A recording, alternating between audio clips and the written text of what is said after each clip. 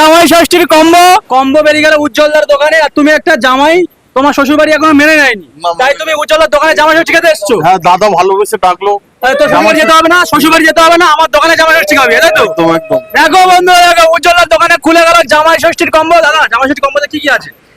এটা আছে liver fry আছে, চিকেন কষা আছে, মটন কষা আছে, আর চিকেন বিরিয়ানি মটন বিরিয়ানি যেরকম থাকে। আচ্ছা, একদম। আর স্যালাড আছে, গ্রিন চাটনি আছে, দাদা ফেমাস। পছন্দ ভালো ভাই, ভালো লাগছে তো? খুব ভালো লাগছে। হ্যাঁ, দাদা কোথা থেকে এসেছেন? আমি এসেছি অনেক দূর, বারুইপুর। বারুইপুর থেকে? হ্যাঁ, হ্যাঁ। আপনার থেকে খুব ভালো লাগছে। কিন্তু আপনাকেও আমার সাথে খেতে হবে। খুব কষ্ট হচ্ছে, আপনি শ্বশুর বাড়ি যেতে পারেন না? না। যারা যারা যেসব জামাইরা শ্বশুর বাড়ি যেতে পারেন না, জামা ষষ্ঠী হয় না, শ্বশুর মেনে নেয়নি, তার উজ্জ্বলের দোকানে চলে আসবেন, জামা ষষ্ঠীর কম্বো খেয়ে বাড়ি চলে যাবেন, ঠিক আছে? কোনো চাপ নেই, শুধুমাত্র উজ্জ্বলদার দোকানে, মধ্যম গ্রামের বুকে। দাম কত দাদা? দামটা আমি পরে বলে দেবো। দামটা দাদা বলেছে পরে বলে দেবে, ঠিক আছে?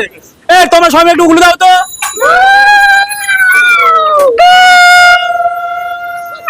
ঠিক আছে জামাই, খাওয়া শুরু করো।